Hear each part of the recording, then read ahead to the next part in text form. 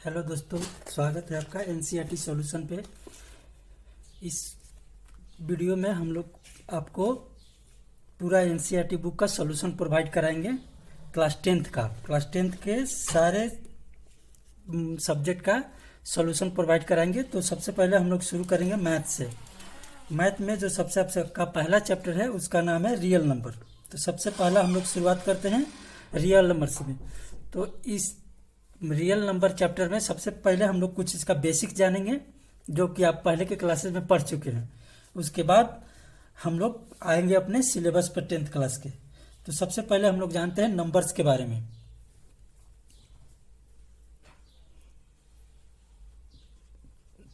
Numbers को हम लोग ऐसे दो भागों में बांटते हैं। एक होता है रियल नंबर और दूसरा होता है कॉम्प्लेक्स नंबर।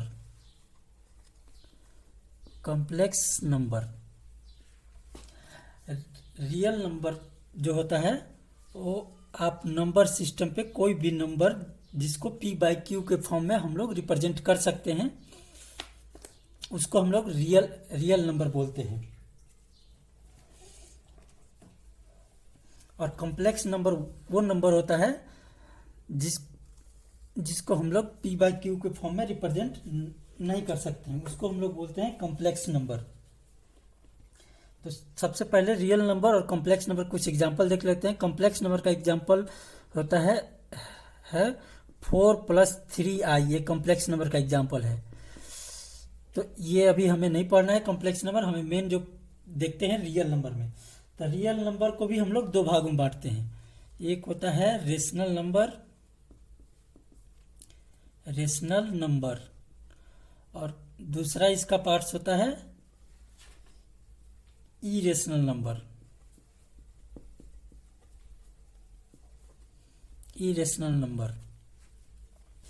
अब हम लोग जानते हैं कि रेशनल नंबर क्या होता है, इरेशनल नंबर क्या होता है। तो रेशनल नंबर वो सारे नंबर होते हैं जिनको हम लोग p/q के फॉर्म में लिख सकते हैं, where q is not equal to 0। q 0 के इक्वल नहीं होना चाहिए। और p और q क्या है, दो इंटीजर है। p and q are integers.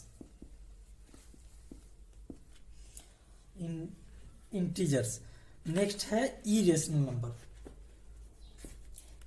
Number वो होते हैं जिनको हम लोग जो है p/q के फॉर्म में नहीं लिख सकते हैं। इनको हम लोग बोलते हैं non recurring non terminating decimals. Non recurring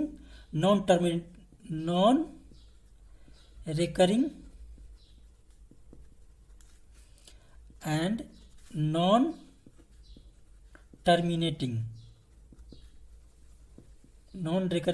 terminating दोनों का एग्जाम्पल देखते हैं। एग्जाम्पल में रेशनल नंबर का जो एग्जाम्पल है आप कुछ भी लिख सकते हैं, 1 2 3 4/5।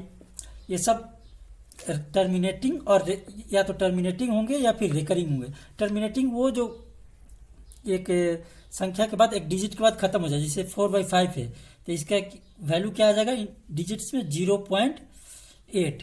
तो ये वन डिजिट के बाद खत्म हो जाता है, तो इसको हम लोग बोलते हैं टर्मिनेटिंग। और रिकरिंग वो जो कुछ डिजिट के बाद रिपीट करता है खुद को, तो उसको हम लोग बोलते हैं रिकरिंग। वो भी रेशनल नंबर में आता है। नॉन रिकरिंग और नॉन टर्मिनेटिंग को हम लोग बोलते हैं इरेशनल नंबर।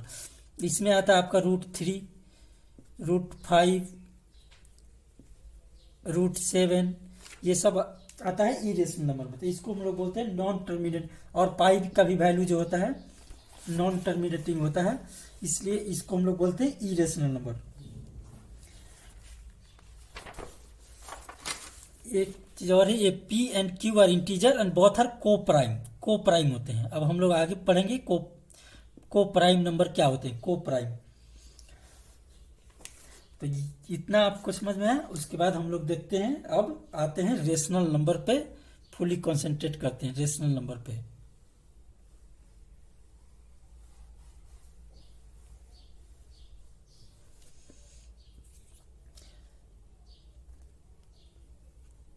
ये गया हमारा रेशनल नंबर को हम लोग दो भाग में बांटते हैं। एक भाग को बोलते हैं इंटीजर, दूसरे भाग को बोलते हैं फ्रैक्शन। इंटीजर जैसे कि -4, -3, -2, -1, ये सब इंटीजर में आ गया। 0, 1, 2, 3 और फ्रैक्शन हो गया 2/3, 4/5, ये हो गया फ्रैक्शन में।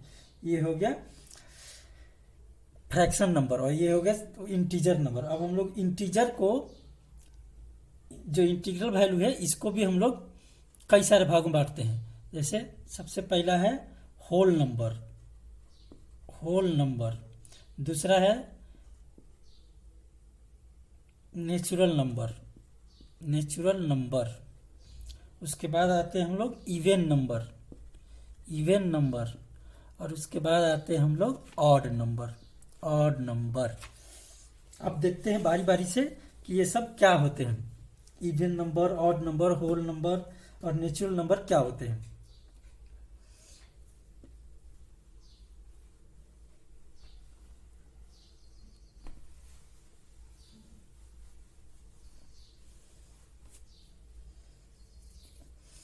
अब हम लोग नंबर लाइन पे। ये नंबर लाइन है आपका 0, 1, 2, 3, 4, ये इन्फिनिटी तक जाता है। और माइनस में भी सेम वैसे -1, -2, -3, -4, ये माइनस इन्फिनिटी तक, माइनस इन्फिनिटी। तो जो 1 से लेके इन्फिनिटी तक जाता है, इसको हम लोग बोलते हैं नेचुरल नंबर, नेचुरल नंबर। और जब हम इसको 0 को इंक्लूड कर देते हैं इनके साथ, इस पूरे को हम लोग बोलते हैं होल नंबर, 0 से लेके होल नंबर। तो क्या हो गया हमारा नेचुरल नंबर? नेचुरल नंबर हमारा हो गया 1, 2, 3 से लेके इन्फिनिटी तक नेचुरल नंबर। नेचुरल नंबर हो गया 1, 2, 3 ऐसे लेके इन्फिनिटी तक। नेक्स्ट है हमारा whole number, whole number. Whole number हमारा हो गया 0 से, इसको इंक्लूड कर देंगे 0, 1, 2, 3 से लेके इन्फिनिटी तक। ये हो गया हमारा होल नंबर। नेक्स्ट आते हैं हम लोग इवन नंबर पे और ऑड नंबर पे। इवन नंबर क्या होता है? Even number, even number are those number which are divisible by 2, those numbers which are divisible by 2 are called even number. Next है हमारे पास odd number, odd number. Odd number क्या होते हैं? Those numbers which are not divisible by 2, those numbers which are not divisible by 2 are called odd number। ये हो गया हमारा नंबर सिस्टम पे जो 4 तरह के नंबर जाने हमें, natural number, whole number, even number and odd number. Next हम लोग आएंगे अब नेचुरल नंबर के कितने पार्ट्स डिवीजन होते हैं।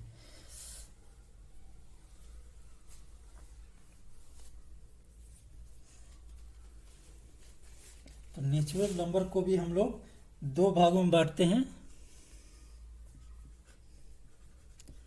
नेचुरल नंबर को हम लोग 2 भाग में बांटते हैं। फर्स्ट है प्राइम नंबर, प्राइम नंबर। दूसरा है composite number, composite number.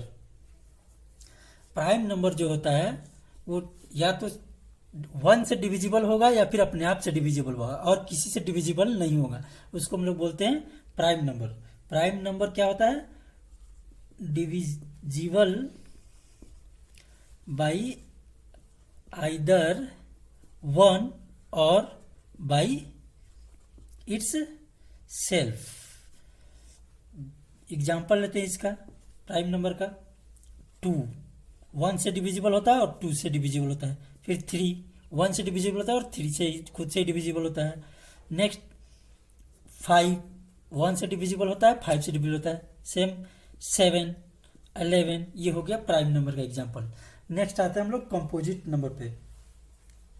Composite number वो नंबर होते हैं जिनके जो एक और खुद से डिविजिबल होते हैं, उसके अलावा और भी नंबर से डिविजिबल होते हैं, तो divisible by more than one number are called composite numbers.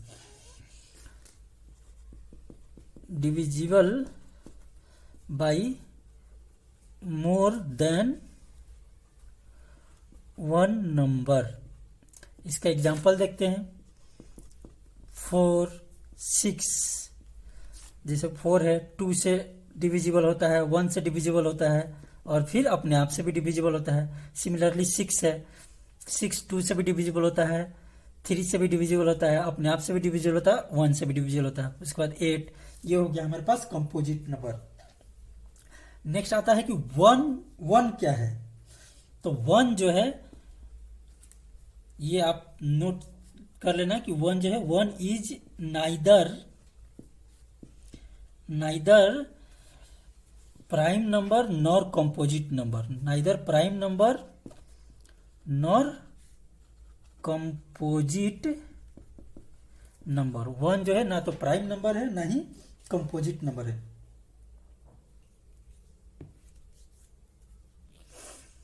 अब नेक्स्ट हमें इसमें एक और चीज जाननी है कि को प्राइम नंबर्स क्या होते हैं।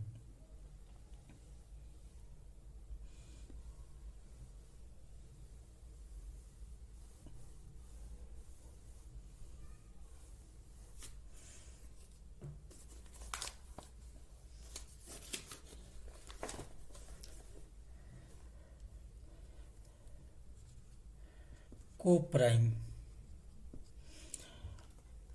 वो नंबर जो पेयर में आते हैं उनको हम लोग को प्राइम बोलते हैं। जैसे 2, 3 ये पेयर में आते हैं तो ये को प्राइम नंबर हो गए। 5, 7 ये को प्राइम नंबर हो गए। तो इस तरह के नंबरों को हम लोग बोलते हैं को prime number.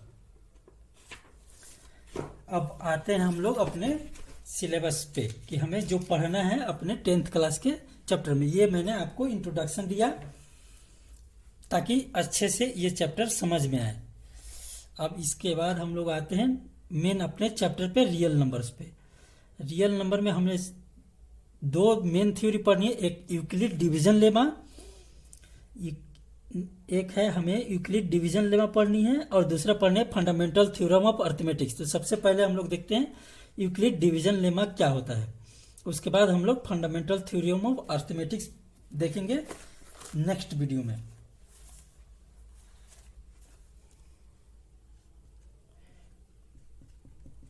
Euclid division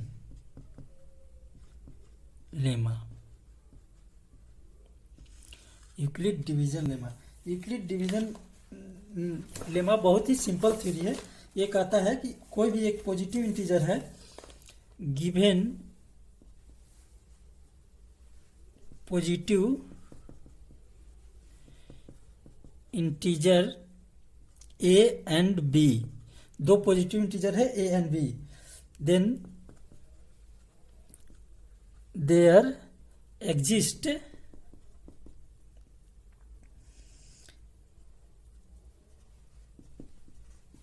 unique integer exist करेगा Q and R satisfying equation A is equal to B Q plus R and R is between 0 and B. R जो है 0 के बीच होगा। अब हम इसको एग्जाम्पल समझते हैं। जैसे हम लोग लेते हैं 2 पॉजिटिव इंटीजर, मान लेते हैं A इज इक्वल टू है हमारे पास 3 और B is equal to 8। 2 positive integer लिया हमने। तब हम सिंपल जो डिवीजन करते हैं ये डिवीजन का ही है, पर ये बहुत ही इंपॉर्टेंट है एचसीएफ निकाले, तो इसलिए हम लोग देखते हैं। तो हमारे पास ये हमने ले लिया है, सॉरी यहाँ A इज इक्वल टू 8 लेते हैं, B इज इक्वल टू 3 लेते हैं। तो A is equal to B Q plus R, 8 is equal to 3Q plus 3 into 2 plus 2। यहाँ पे आप हमारा जो 2 है वो 0 और 3 के बीच में है, ठीक है। तो इसको हम लोग बोलते हैं यूक्लिड डिवीजन लेमा।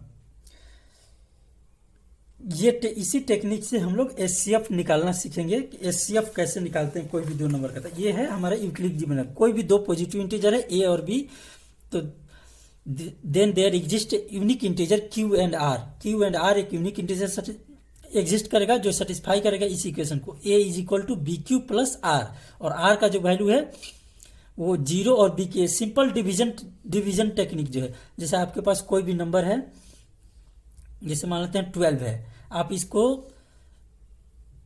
5 से डिवीजन कर रहे हो, तो 5 से डिवीजन 5 टू जा 10, आपके पास क्या बचा, रिमाइंडर 2, रिमाइंडर 2 बचा, और डिविजर क्या है 2, तो ये डिविजर को ही हम लोग बोलते हैं क्यू। तो आपके और ये होगा डिवाइजर, डिवाइजर को ये बोलते हैं 12, डिवाइजर को भी बोलते हैं हम लोग क्यू, और डिविजर क्या होगा 12, और ये हो गया हमारा वैल्यू, ये हो गया हमारे पास बी का वैल्यू। तो इसी को हम लोग बोलते हैं 12 is equal to 5 into 2 plus 2, यानी कि A is equal to B into Q plus R. ये हो गया हमारा यूक्लिड डिवीजन मेथड। अब हम लोग नेक्स्ट देखेंगे कि यूक्लिड डिवीजन मेथड से हम लोग एचसीएफ कैसे निकालते हैं।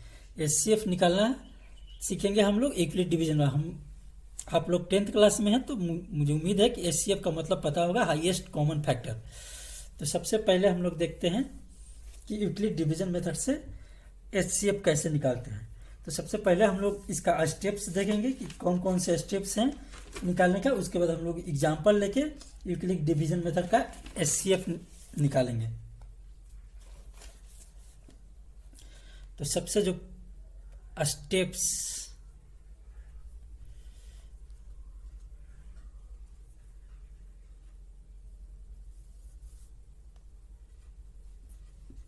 स्टेप्स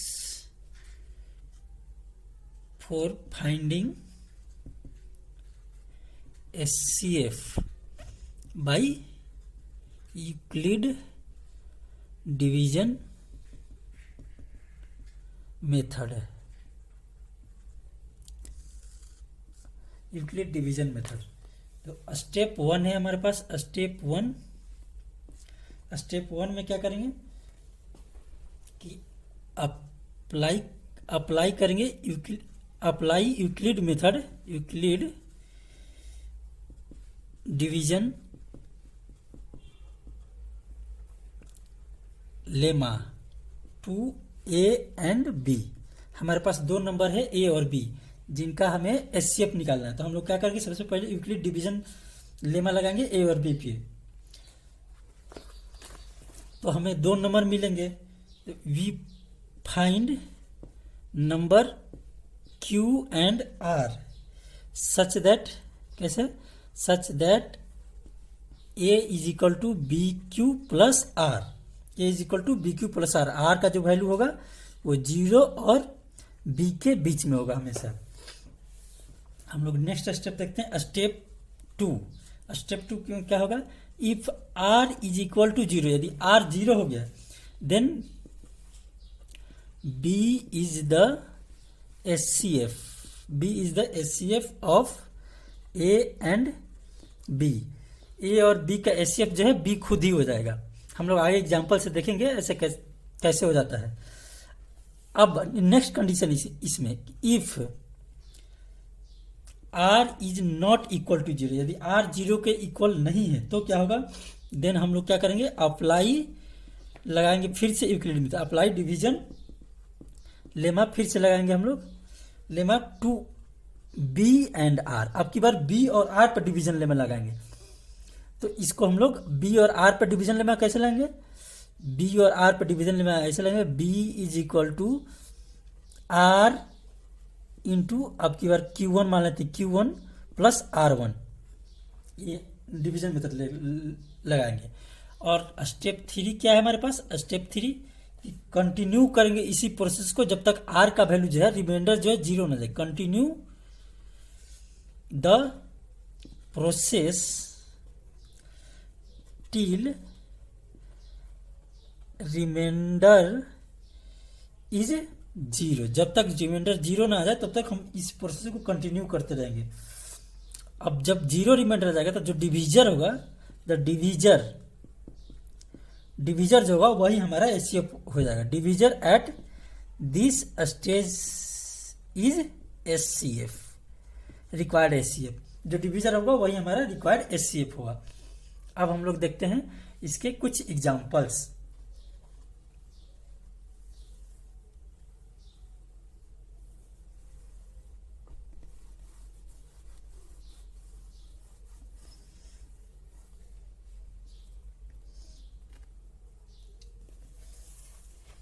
तो सबसे पहला हम लोग 2 नंबर लेते हैं।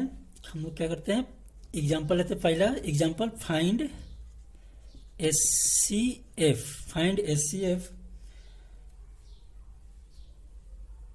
Of 455 and 42। ये 2 नंबर का हमें एचसीएफ फाइंड करना है।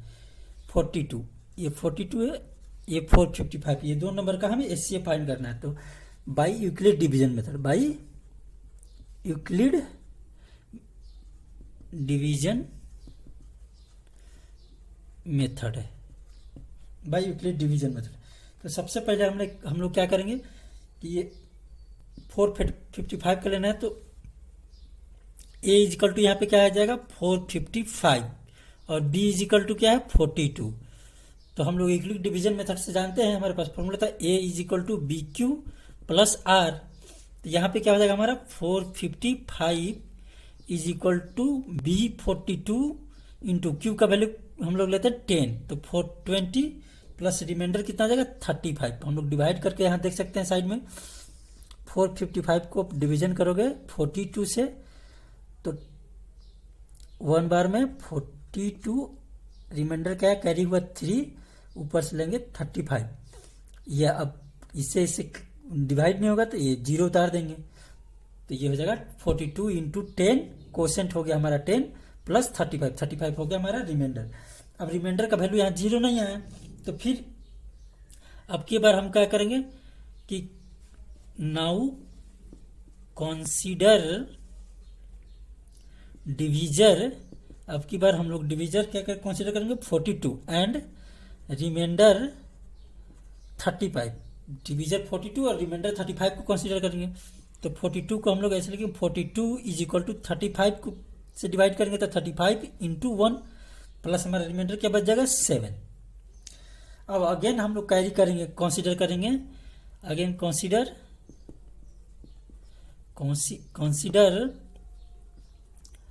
Divisor 35 and remainder 7। तो क्या आ जाएगा हमारे पास 35 is equal to 7 into 5 plus 0। तो यहाँ पे हमारा रिमाइंडर 0 हो गया। जैसे ही रिमाइंडर 0 आया तो जो डिवीजर होगा वही हमारा एचसीएफ वैल्यू हो जाएगा। तो यहाँ पे हमारा डिवीजर क्या है 7, इसलिए एचसीएफ ऑफ 455 एंड 42 इज 7। ये एक एग्जाम्पल हमारे पास एचसीएफ क्या हो जाएगा 7। एक एग्जाम्पल हम लोग और देखेंगे, तब तक ये आप समझ गए होंगे कि एचसीएफ क्या होता है। हम लोग तब तक डिवीजर का यही टेक्निक लगाते रहेंगे, यूक्लिड मेथड, जब तक कि हमारा रिमाइंडर का वैल्यू 0 ना हो जाए। एक बार रिमाइंडर का जो वैल्यू 0 हो जाएगा तब जो डिवाइजर होगा यानी कि बी का वैल्यू ही हमारा एचसीएफ हो जाएगा उन दोनों नंबर का। एक और एग्जाम्पल देखते हैं, उसके बाद हम लोग आएंगे नेक्स्ट एक्सरसाइज में इसके।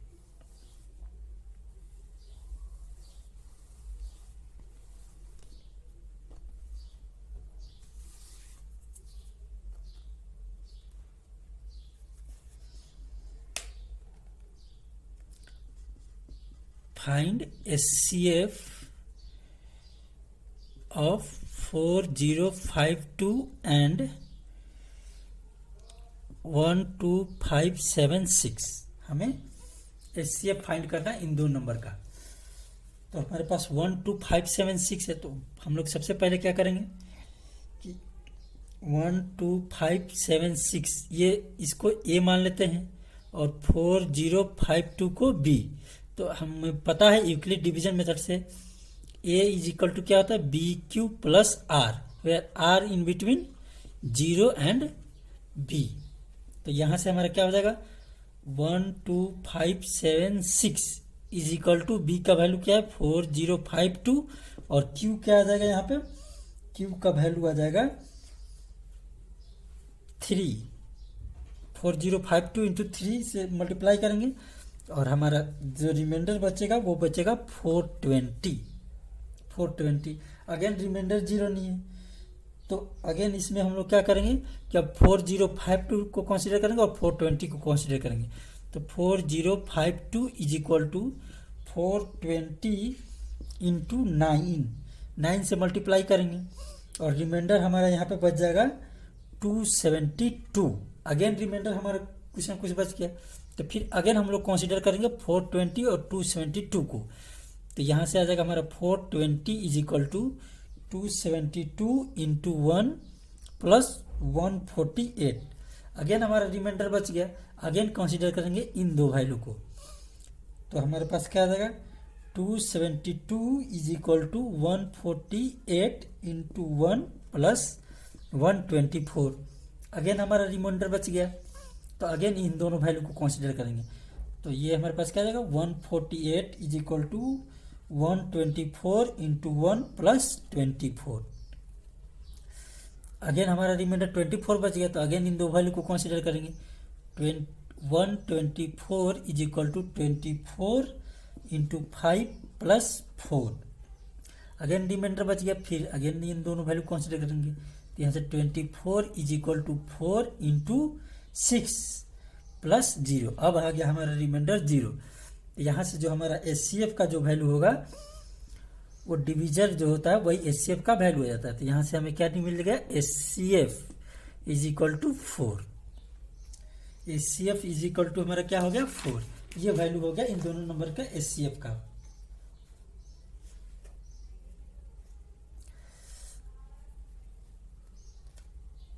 उम्मीद है आपको ये समझ में आया होगा हमारा HCF निकालने का तरीका बाय यूक्लिड डिवीजन मेथड। अब हम लोग इसके एग्जाम्पल देखेंगे इस चैप्टर का, उसके बाद हम लोग एक्सरसाइज करेंगे।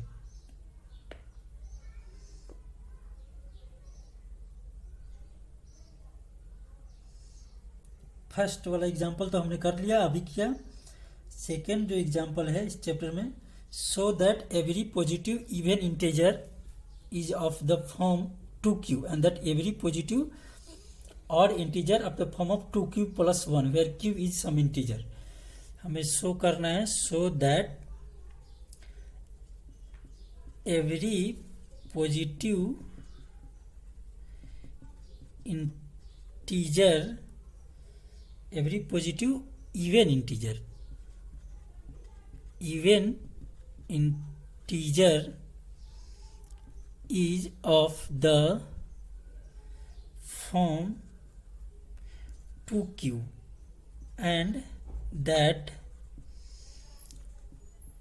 every positive odd integer is of the form 2q plus 1। ये हमें शो करना है।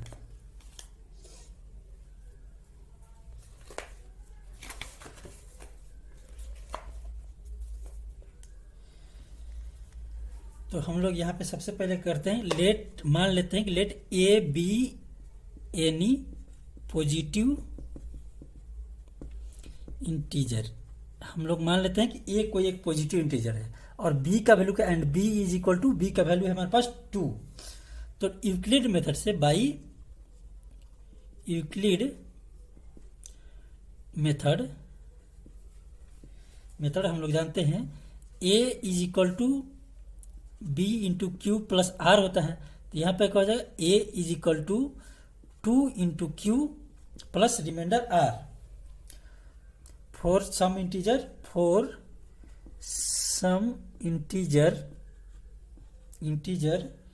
q is greater than equal to 0 and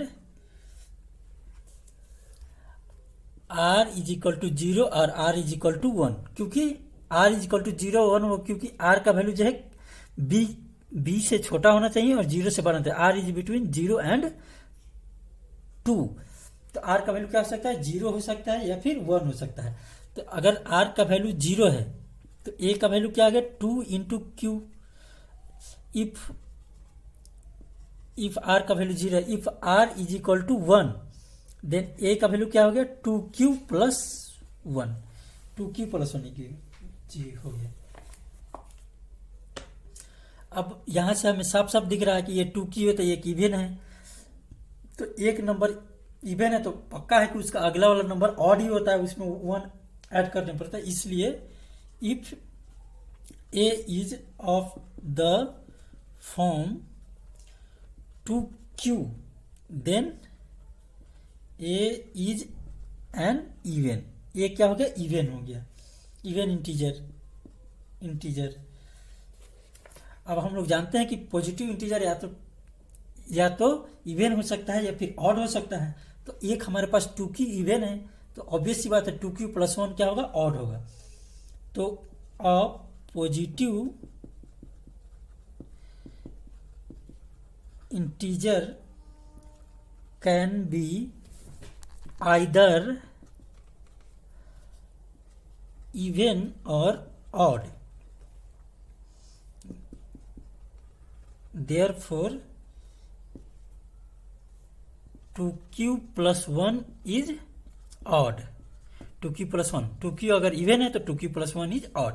ये हो गया हमारा एग्जाम्पल नंबर 2 का सॉल्यूशन। नेक्स्ट एग्जाम्पल नंबर 3 और उसके आगे एग्जाम्पल नंबर 4 पे आते हैं हम लोग। तो 2 और एग्जाम्पल हमें करने, उसके बाद हम लोग एक्सरसाइज करेंगे इस चैप्टर का। एक्सरसाइज नंबर 1 करेंगे।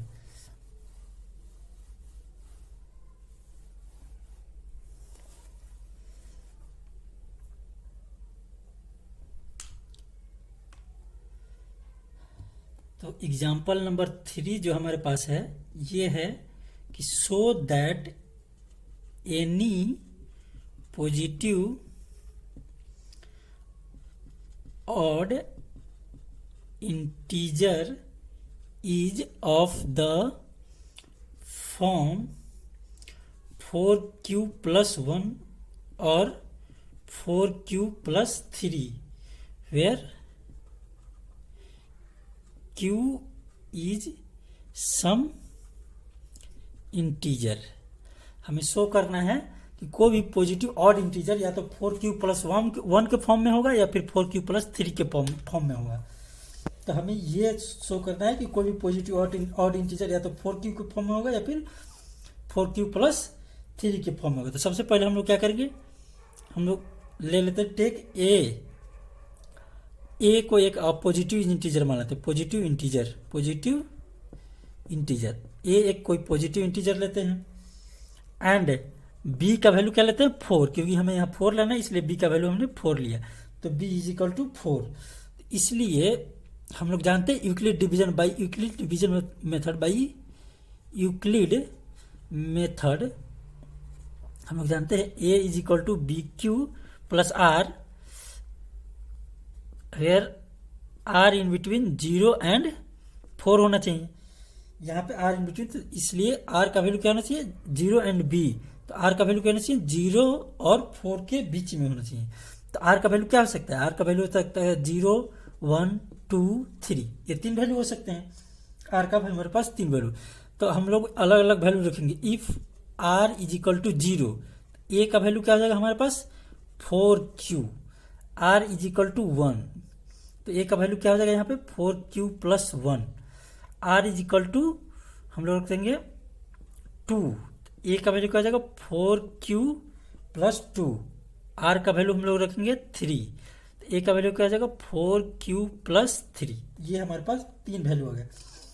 अब हम लोग जानते हैं कि ए जो है क्या है, सिंस ए इज ऑड, ए क्या है ऑड है, तो ए का वैल्यू जो है ए कैनॉट बी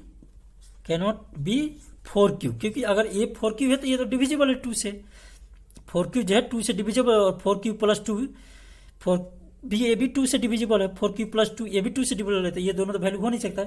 इसलिए सिंस दे आर डिविजिबल